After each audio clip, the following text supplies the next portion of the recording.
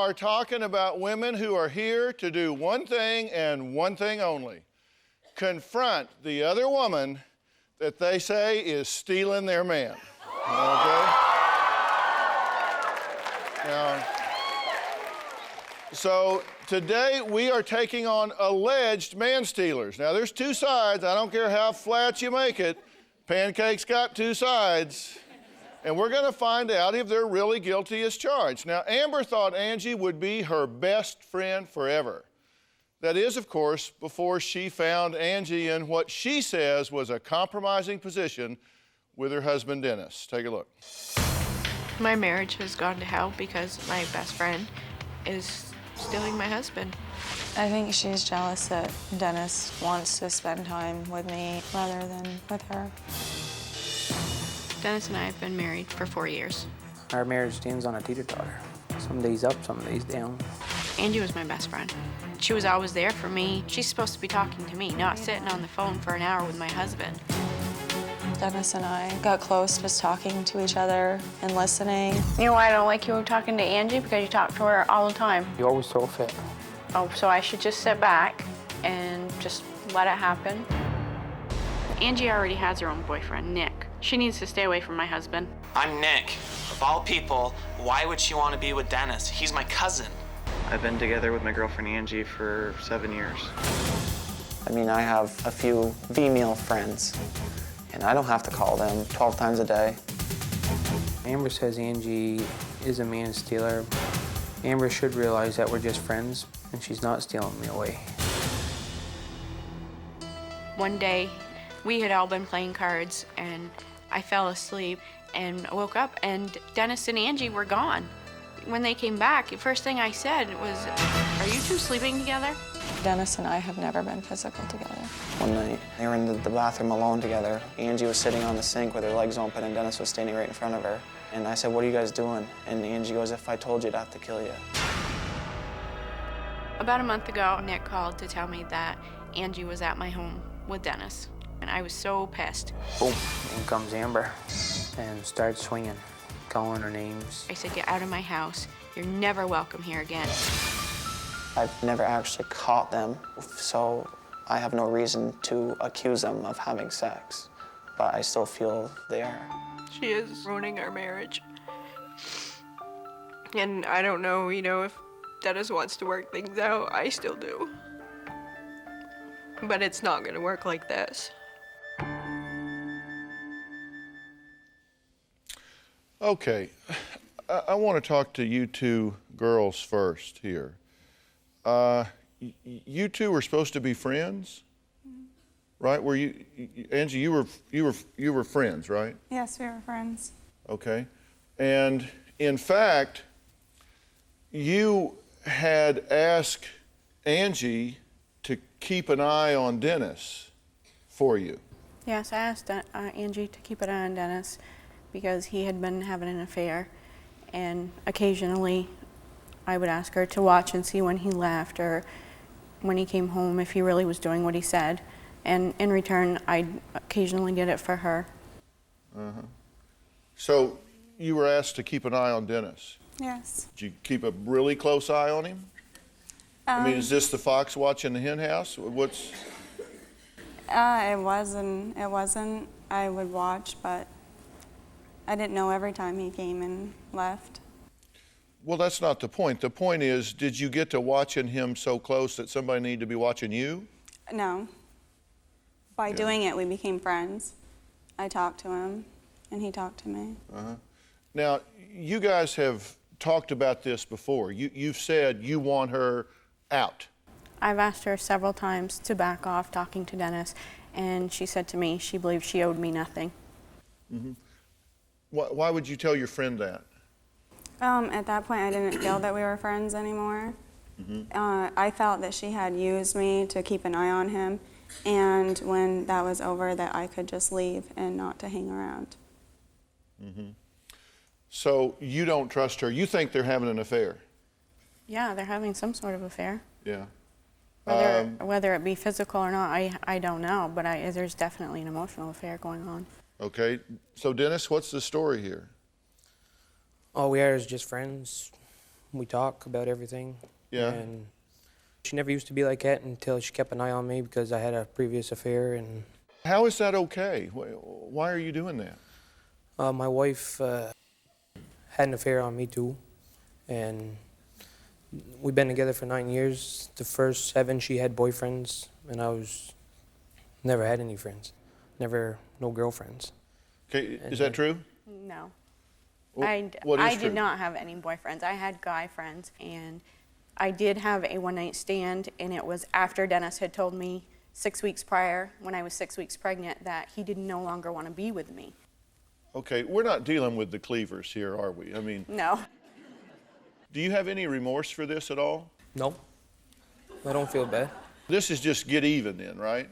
Pretty much. Okay. Are you getting even with Angie? Are you using Angie to get even? Yeah, just talking to her as a friend. It looks like getting even, yeah. And you said you do this to make her mad, right? Yeah. So there's no accident to this. It's not that you don't understand that she thinks that you have no boundaries here, that you're doing this with her purposely to get to you. Do you understand that? Did you understand that before now? Yeah. Okay. If that's true, why are you, if you just think, you know, she doesn't deserve fidelity, she doesn't deserve commitment, then why are you in the relationship? We got 2 kids. We love each other 5 days out of 7. And you love Angie the other 2? You could say that. I did say that. Yeah. So the other 2 days... It's not real love, it's... Lust? Yeah. Okay. Whatever that means. So you love her 5 days a week and you lust after her 2 days a week. Yeah. So, Nick, you're just kind of swirling around this from the outside. You 2 are cousins, okay? And you 2 are in a relationship. Yes. Okay, because I got a dance card here. All right, so you 2 are married. Yes. And you 2 were best friends. Yes. And you 2 have a relationship. And you 2 think these 2 are all involved and having an affair. Yes. Okay, did I get all of that right? Isn't there just a lot of game playing going on here? A bunch of bull. Yeah. Okay, I need a break to unfurl this in my mind. I don't know if Angie and my husband have had a sexual affair, but I definitely know there's an emotional affair, and that's just as bad. They confide in each other, and Dennis should be confiding in me. I'm his wife. I think that Amber is bothered that I am Dennis's best friend. Well, today we're talking to women who say they feel threatened because another woman is pursuing or involved with their man. Now, Amber says that she's resorted to physically slapping Angie in the face to get her to stay away from her husband, Dennis, and even that didn't keep her away. Now, Amber's husband, Dennis, claims his relationship with Angie is just purely platonic, but Angie's boyfriend says that's a lie because he caught them sleeping in his bed together. Now, they were sleeping, right? They weren't sleeping in the sense of sleeping together. They were asleep. Asleep. In the bed. In the bed. Okay. Are you having an affair with her? No. You're not. Do you have any respect for the boundaries around this relationship that you're in with Amber? Or is just anything okay because you think she has cheated on you? I keep it to a minimum. You keep what to a minimum? She asked to stay away from Angie. I ain't seen her for the last 2 months. Okay, well, let's talk about that a little bit. Because according to Nick, Angie was caught in bed with you under the covers in as far back as fall of 2003, but y'all were just talking. Y'all apparently laid down to visit a lot. The camper incident with your father walked in and caught you guys in bed together or whatever.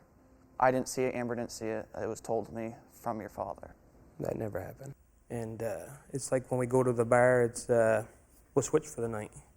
I'll take Angie to the bar, Nick will take Amber. Did we ever? We'll go together, and then while we're there, we just fool around and just have fun, like as far as dancing with. Does this seem normal to you? Yeah, it did. It seems normal to you. Yeah. It was subtle. You know, we danced with each other. I would dance with Nick, Dennis, Angie would dance together. It wasn't, you know, all over each other type of thing. Do y'all talk on the phone daily? Several times a day? Most of the time. Most of the time? Do you have any respect for the boundaries of her marriage? I do. Do you think you're an interloper into her marriage? I mean... That's not what I'm trying to do. Well, I mean, that's what you're trying to do. Do you think that talking to her husband on the phone several times a day, and you seem to be getting horizontal a lot, have you lied to meet him? Have you said, I'm going somewhere, and then you're not, and you're actually going to meet Dennis? Yeah, I've lied. I have never lied to Nick about it. He's always known. Well, according to Nick, Dennis has asked you to ride with him you own a trucking company, right? Yep. And to ride with him on his route a number of times, and twice to Boston for overnights. No, they weren't overnight. They never got home until early in the morning, every night that they left. You don't go and stay overnight. You go down and then you come right back. But yeah, it's a long trip. Do you think it's odd to be riding with another woman's husband and, you know, just kind of going off on a road trip? Does this seem odd to you? Yeah, Does it seem inappropriate to you? maybe. But as far as being friends, no. Okay, maybe. What part of it's fuzzy? Like maybe to the outside. But maybe to like the outside people. But I know my relationship with him and... Well, the question is this appropriate or not? Is she a man stealer or trying to be? Does Dennis just want out of his marriage? Amber and Dennis don't have a healthy relationship because neither one of them trust each other. My friendship with Angie is worth the arguments. Without her, my life would be just a total bore. I just want Dennis out of my life and out of her life. We used to be really good friends, the four of us, and now it's one big mess. Well, today we're talking to women who say there's a third person in their relationship and they want them out. Now, Amber says her marriage to Dennis is on the line because Angie refuses to stay away from him and stop sneaking around with him behind her back. You don't have any intention of changing this, do you? No. So you're just going to continue this relationship with Angie? Yes. Does it bother you at all that this woman here is troubled by this, and that she believes, and I think anybody with half a brain would believe, that you are getting where you don't belong? Yeah, I feel bad. I mean, I've told Dennis I would stay away and not talk, and he says that's not what he wants. And with my relationship with Nick, I don't feel that that's something I need to do. And in his relationship, that's his choice. Just to be sure that we get everybody on the dance floor here, this is all skate. He's cheated on you a number of times, right? So you've cheated on her at least 4 times that we know about, 3 times with the babysitters. Yep. True? True. Did that hurt your feelings? Yes. That bothered you? And he lies about it and then admits it later, right? Right. The problem here is there are children involved. You two have 2 small children, right? 2 boys. And you two have 2 children, 4 and 2. We have 2 girls. Pardon me? 2 girls. Yeah, 4 and 2. Yes. So, you know, if you want to go out there and run around like dogs in heat, I suppose that's okay. But when you start having children, then they look to you for stability. They look to you for a quality of modeling and an environment that is rich with emotion and integrity and stability and predictability and all of those things. And instead, you're running around. Does that bother you at all? You say you have no intention of doing anything about this. Does that bother you? Bothers me thinking about it, about the kids involved. Yeah, because they pay the price for this, right? Yeah. They pay the price for the fact that this creates tension between the two of you, and so they live in this emotionally barren, hostile, distant environment, and that changes who they are, just so you can go play footsie with Angie. I mean, doesn't it seem like you're charging them an awfully high price? Yeah. You've slapped her, and you two have been in a fist fight over this, right? So, I mean, could we get more immature? I mean, this, honest to God, sounds like junior high.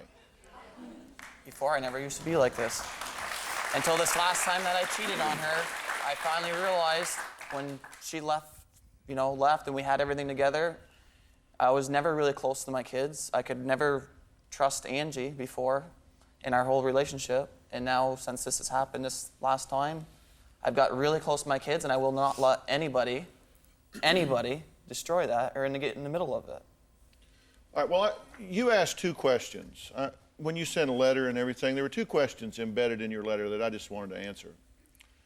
If my husband was serious about making our marriage work, why all the lies and sneaking around? Isn't the answer obvious? He's not serious about it. I mean, you're just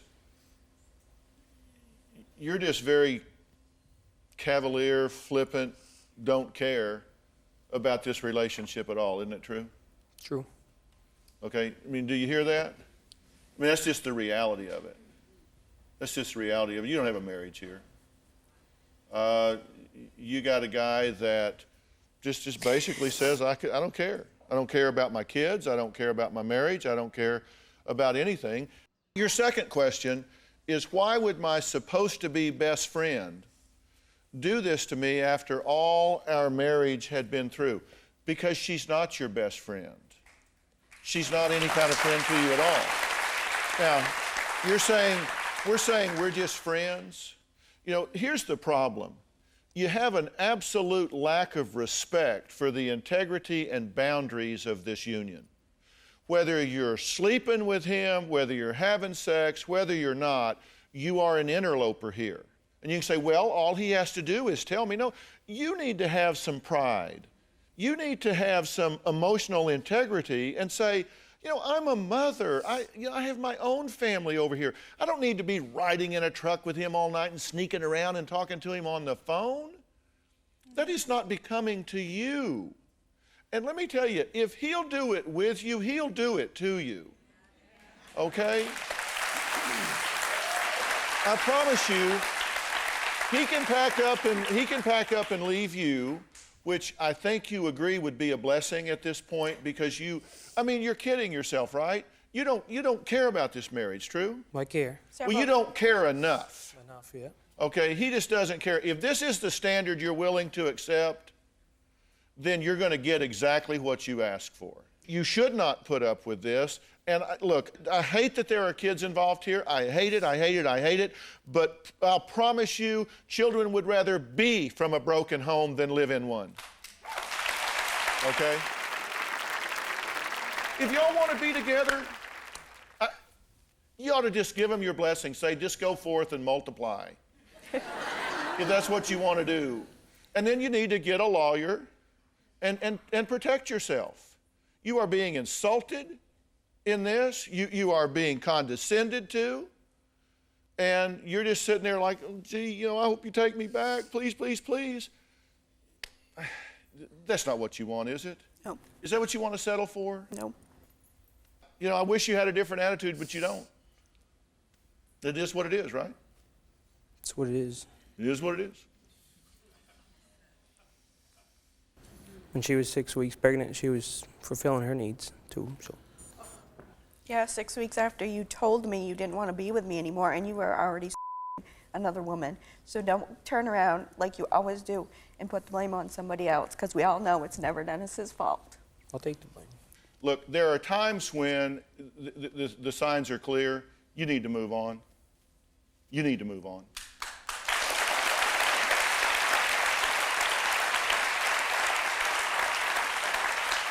You need to get a new best friend. You need to recognize that this is dead. And you don't need to be sleeping with Nick. Oh, You know, No. let's not go there. Let's not go there.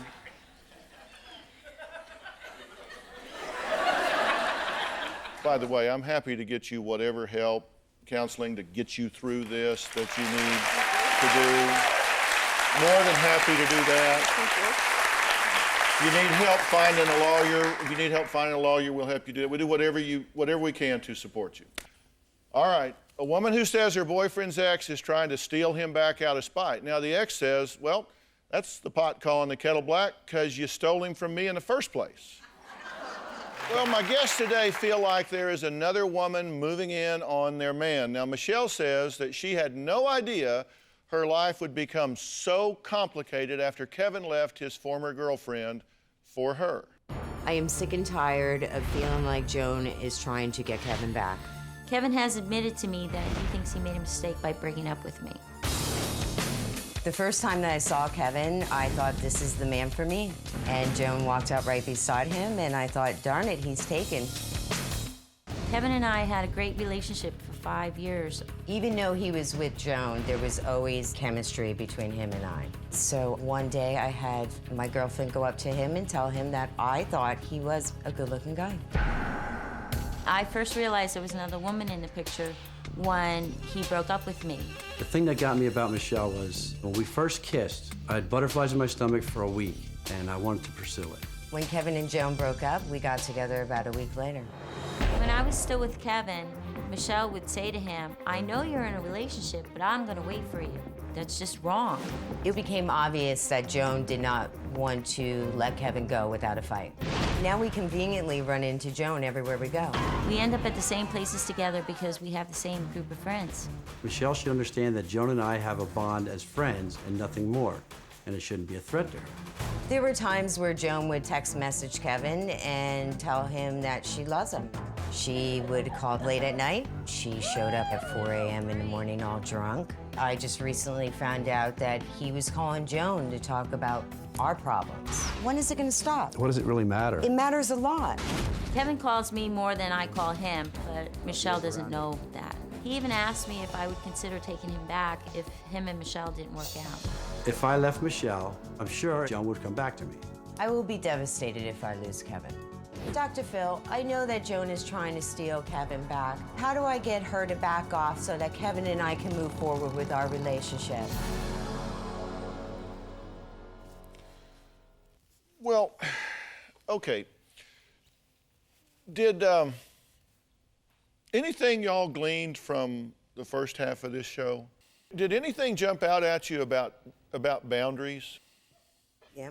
About putting. Absolutely. Because see, I think when you're in a relationship, because part of this, I think you kind of like this, because I mean you're like a real popular guy, right?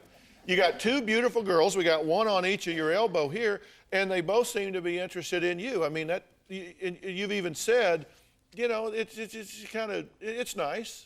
I thought I'd do the right thing, which was to tell each of them where I was and where I stood. And to say, listen, this is what I'm doing. I am breaking up with you. I am moving you out of my house, and I'm dating you. And that's what I did. And I do want to remain friends with Joan because we did have a good relationship. And she's a wonderful person. And we do see each other out and about. I have tons of friends. I have hundreds and hundreds of friends. I know a lot of people, and I hang around with a lot of different types of friends. And she's one of them.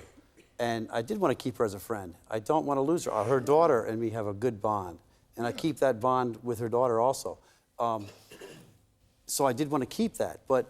And I was trying to do the right thing as to keep a little contact there too, like keeping her belongings in the house, too, in the basement, and letting her mail stay there. I know it's a tough thing, but I was trying to do the right thing. I was kind of with you for a while, and let me tell you why I'm saying that. I really think that, A, you really set out to do the right thing and play this above board. And I think that has been your intention. I want to kind of suggest a little relationship school here. Okay, there's some things I want to ask you if they make sense to you, and I want to hear from Joan. Kevin and I have always had a very special relationship. Hello. You want to meet for breakfast? But Joan has always tried to get in the way. I resent that Michelle calls me a man stealer and I'm trying to get him back. I don't care what Joan says. I know that she still wants him back. Okay, well, we're here with Michelle, who says Joan wants to steal back Michelle's boyfriend, Kevin, just to get revenge. Joan, you haven't spoken about this yet. What do you say? That's an incorrect statement because I, first of all, don't want Kevin back as a boyfriend. I'm very happy with my life now. I've moved ahead. I'm doing great. I take care of myself and my children. And Kevin just happens to be a person that I work with. On occasion, we're on the same job. We talk to each other because with our line of work, there's information that needs to be passed down from one person to another. So we're each other's contacts as far as that's concerned. Okay, but there's nothing, as far as what I would want from him is nothing more than a friendship. And my contact with him has been very limited because of trying to respect his wishes for having his relationship with Michelle. How do your text messages of I still love you, I miss you, and good night fit into that? Those aren't text messages coming from me. Those are text messages coming from him. And those, by the way, were a long time ago. Those were when we just broke up and there were problems between Kevin and Michelle, and I would get a text message like that from him. Well, somebody's contradicting themselves. Yeah, that's incorrect. I mean, Joan, you seem to contradict yourself. You say, I don't want Kevin, but you show up 4 in the morning. You that was a very constantly specific texting him. issue. You find reasons to text him. You find out through friends that were arguing, so that's your just maneuvering. You have manipulated Kevin for 5 years. You have known for 3 years of your relationship that he was not happy with you. That's and an you incorrect also statement. know for 5 years, I stayed away, Joan. I respected you. I've been waiting a year. Yeah, I understand, but hold on. You said that's not correct. No. That you're not, because Joan says, no, you're sending her messages that said, I love you, I miss you, and good night. You said, no, that's not true. No, it's not correct. Okay, why would she say that? I don't know why she's saying that. I'll talk to her about work.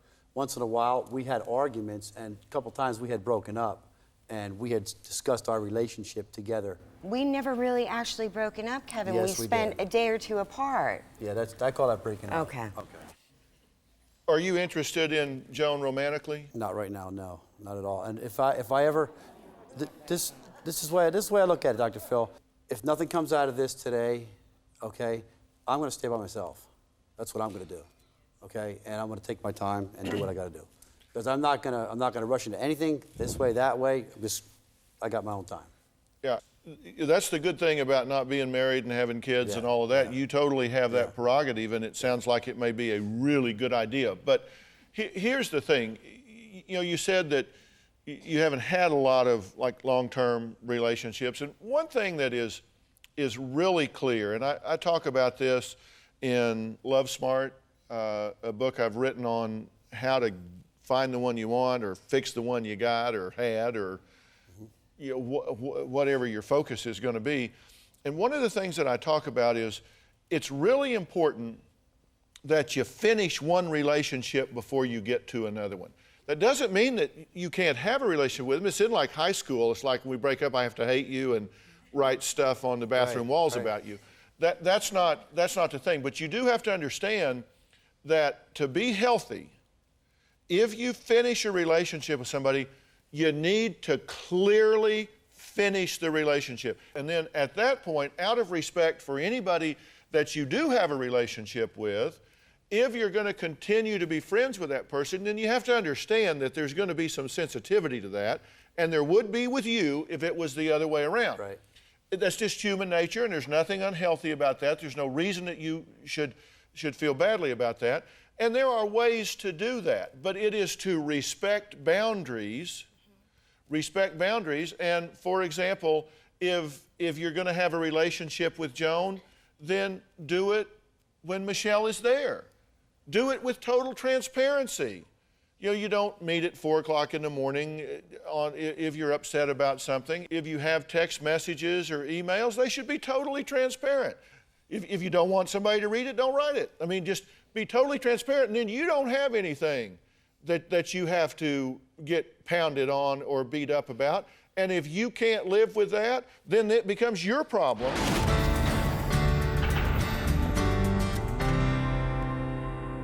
Kevin and I do not see eye to eye about his friendship with Joan. Michelle is so paranoid that she thinks every woman is a threat. I know Kevin has considered going back to her. Today we're talking about women accused of being man stealers. Now, Michelle, let me tell you, let me just get to the bottom line here of what I think. You know, Kevin says you're paranoid and threatened by everything. Look, you can't build a fence high enough around a man to keep them from hopping over and going somewhere else if they want to, so don't try. Don't spend your life trying to build a fence so high, so long, the wall of China would not keep him in if he wants out. That's right. And if he wants out, you'd go open the gate if you had any sense. Absolutely. Because you don't want to capture a man. You don't want to control him. So this stuff about, you know, if he wants to be with Joan, look, he's a full-grown man. If he wants to be with Joan, I'll promise you, my assessment is he has the ability to tell you, hey, listen, fun while it lasted, but I believe I'd like to go be with Joan. That's exactly what he did for me. And that's what I did for him. I opened the gate and I said, yeah, go he's ahead. proven that. He was with That's her. what I would do. And then he said, look, this is over, moved her out. You need to understand, if he wants out, he's going to get out. So if you want it, are you interested in a relationship with her if she is not paranoid about this relationship and bugging you about that all the time? That needs some time. Okay, so he's not ready to come inside the fence even if you built it. Right. Okay, so at this point, she can't steal what you ain't got. Right. Okay? Exactly. And you don't have him. You don't have him. He's not committed to you. He's not willing to say, I'm going to commit to you, be faithful to you, make my life with you, partner with you. You're just not there right now, right? So, and there's nothing wrong with that. There's, Kevin, not a thing in the world wrong with that. What I'm telling you is if and when you do, you can really help yourself by saying, you know what? I am a picture window. I'm an open, I got nothing to hide. I'm not going to apologize for anything. I'm not going to hide anything. And I'm going to conduct myself in a way that I'm willing to be accountable for. And then you don't have to worry about it. You don't ever have to look over your shoulder or wonder what you said to who or when. But that's what I was doing. Mm-hmm. And then what was happening was, because every time I would leave myself open like that, I felt like I was getting shocked with an electrical cord. It was like basically there was a text from her about something, like, are you going to bike night Tuesday night? So-and-so's going to be there, so-and-so's going to be there. People I haven't seen for years or something like that was showing up.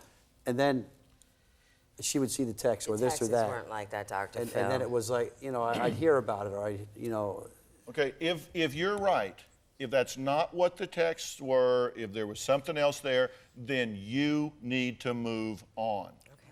You need to move on. I don't understand. It's like we meet people, you just met him one time. He wasn't like destined from the gods to be your soulmate in the world. He's just somebody you met that you have feelings for, but if they're not reciprocated or if he's got a busy past that you are uncomfortable with, then move on. Yes. Just move on. Don't sign up for something where you're going to be pulled apart all the time. Right. There's too many fish in the sea and life's too short, and every other cliche and platitude you can think of. You don't even need insight to understand this. If it's just too busy, then don't do it. You know, you are a young, intelligent, vivacious woman, as are you. Y'all don't need to get in a tug of war over Kevin. Not at all. Not that there's anything wrong with Kevin, but there's a lot of Kevins out there. I'm tired. I'd rather be alone. Then do it. But I mean, if you've got to chase him and try to catch him, look, relationships, we got a 50% divorce rate in America. That's when both people are willing to swim the river, climb the mountain, slay the dragon to get together. What do you think the chances are if you've got to run him down like a cheetah on a deer?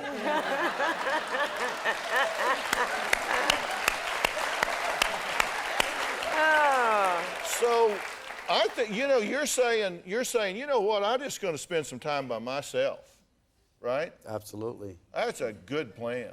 I really want to thank my guests for being here today. Sometimes it's really about problem recognition skills. You just got to recognize problems. If you don't have a viable relationship, wouldn't you rather know that and admit that today instead of tomorrow? Yes. The only thing worse than being in a bad relationship for 7 years is being in a bad relationship for 7 years and 1 day. The only thing worse than that is 7 years and 2 days. I mean, the sooner you know it, then the better off you are. And I hate to be the one to tell you, but he's telling you, I'm telling you, all of this activity is showing you that you have children to be responsible for, and you need to take care of their mother. And taking care of their mother means taking care of your mind, your heart, your spirit, your soul. And I'm going to help you do that. Okay? And you're getting help, and the help you're getting is also telling you don't get married here, that you need to go to one of those compass points. That's the same information you're getting, right? Yes. And you got a Harley that's got a lot of power. Do you have a story or a question for me? Click the link in the description and tell me what in the world is going on.